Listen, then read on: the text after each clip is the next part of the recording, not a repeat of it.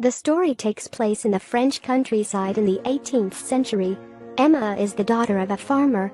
She is pure, innocent and intelligent, has yet to turn 18. She received aristocratic education in the convent, where she studied theology, embroidery, piano, and painting. Unlike other girls serving God, Emma reads a lot of romantic novels. She fantasized about a heart-tinged man. Emma had to be picked up by her father because she did not obey the strict rules. Charlie Bovary, a country doctor, an honest, raw man who fell in love with Emma at the first sight. The two soon became lovers. Shortly after the beginning of spring, Charlie and Emma married according to custom.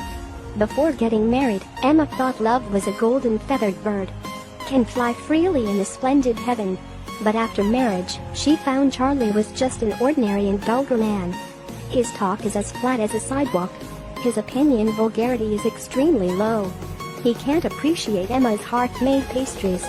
His words and deeds are as common as passers-by. She can't stand a trace of emotion and laughter.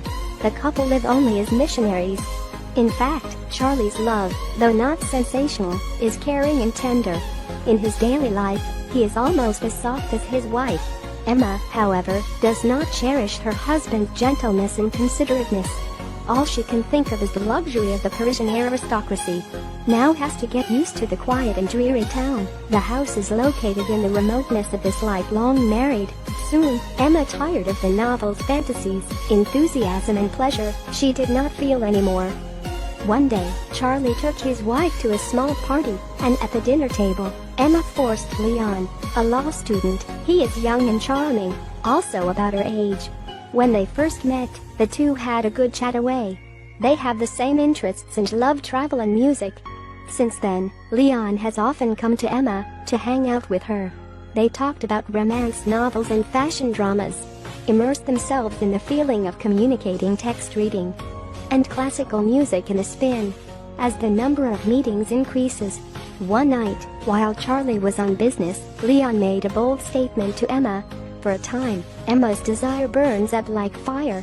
Leon forced his way forward to ask for a kiss, and the two wiped out a spark of passion. But Emma could not have imagined the relationship suddenly disappeared. Leon was forced by his parents to go to Paris to finish law classes. When he and Emma said goodbye, the two only feel the sadness and longing forwards. When the lover leaves, Emma is like a broken kite. The whole day, she crazily depressed. For some time, she fell ill from her troubles. The memory of Leon became her lingering sorrow. There is a shop next to Emma's house. The boss, Kohler, is a cunning and insidious trader. Often go door to door to promote his items.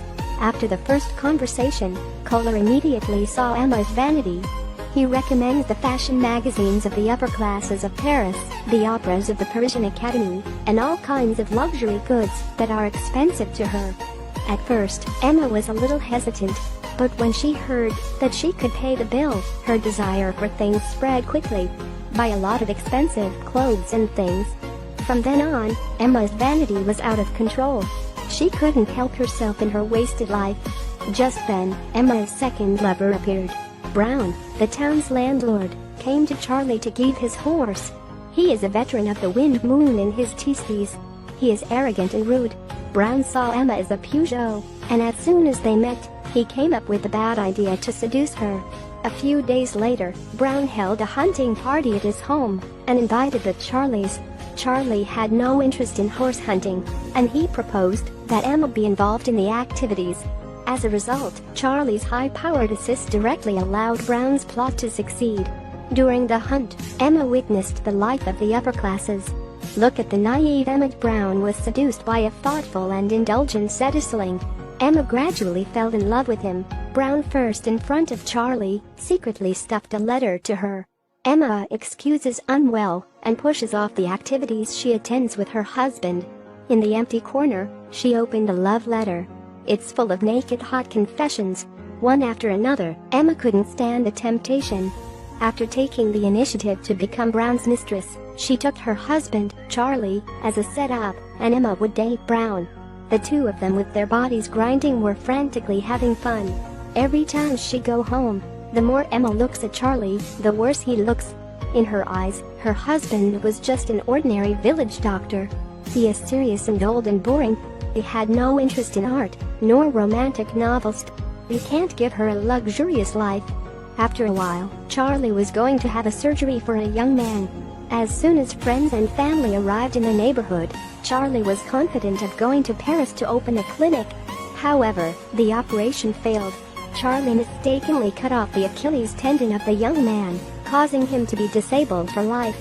Emma couldn't bear to live like this anymore. She was anxious to find Brown.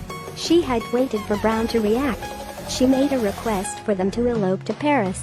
Brown realized that it was not good. He had to pretend to agree. That night, Emma, while packing up, she told the maid to take good care of her husband. Then she receives a breakup letter from Brown. Emma's heart is like a dead hypocrite. The man she loved easily deceived Emma's feelings. She fainted and had a serious illness. In the days that come, Emma gradually recovers. She wanted to change her mind, but then something happened. Charlie took Emma to Rouen, where she meets Leon again, who had been emotional. Now, he is in a firm in Rouen internship, so the seeds of love once again sprouted. At this point, Leon has no original feelings and shyness. As soon as they met, he wanted to possess Emma, and Emma seemed to catch the straw that would make her happy. She became more bold and indulgent in behavior. Back in town, Emma went to Rouen to learn piano. But in fact, she was going to have a tryst with Leon. As before, Emma poured her passion into Leon. They indulged in the pleasure of physical indulgence.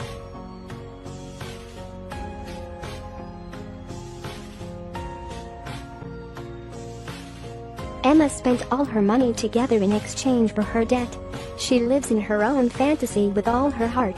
Life without restraint, regardless of the consequences behind her husband to the businessman to make money. That day, Emma went to the law firm to complain to Leon.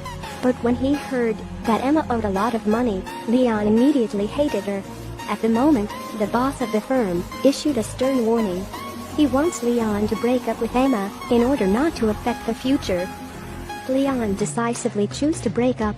Before Emma could recover, the court sent another summons. The bank limited her to 24 hours.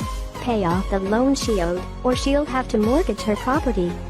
After a few months, she owed more than 10,000 francs and was deeply in the mire of being unable to pay her debts. At the critical moment, Emma thought of the rich landlord Brown. But when the other party learned of Emma's plight, they refused to lend a helping hand. Brown also said he was frugal. His every word is extremely hypocritical. Emma was deeply humiliated. When she was desperate, Emma sold her dowry, a set of silverware. However, tableware is not a rare antique. Lel only gave it to customers. She even suggests that she can pay for it. But Lel only had money in his eyes. When he refused to accept Emma, he reduced the woman to nothing. Before, Emma used loans to satisfy her longing from material things, to fill the fantasy of love by cheating. But in the end, she was bound by desire until she was tortured black and blue. At this time, Emma's debt accumulated like a mountain. Her husband's small property was also squandered. Her heart was filled with guilt. Out of the house, remorseful Emma swallowed arsenic. Along the way, she walked wildly in a long avenue. Emma fell on the dead leaves in exhaustion. There was an empty arsenic bottle in her hand. As an ordinary woman, Emma regards love as the whole of her life. She was immersed in romantic novels deviating from reality. In pursuit of that incredible love, make herself vain, money worship and debauchery. When desire conflicts with reality, Emma was in iron fetters. She's stuck in it, and can't get rid of it. Finally embarked on a life road of no return. Freud said that following the inner feelings and desires comes from my request. To observe morality and ethics is the category of superego. Emma tells us with her life. It's dangerous to follow the glory too much. A person's heart is the conflict and struggle. So we have to look up at the stars, but we have to be down to earth.